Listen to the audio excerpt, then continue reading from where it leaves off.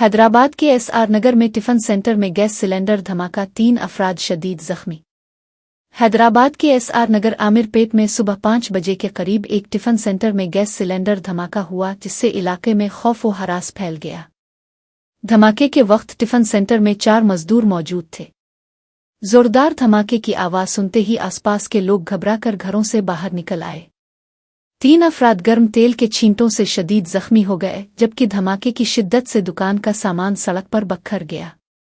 Police मौके पर पहुंच गई है और वाकये की तहकीकात जारी है। मजीद तफसीलात के लिए हमारे साथ जुड़े रहिए।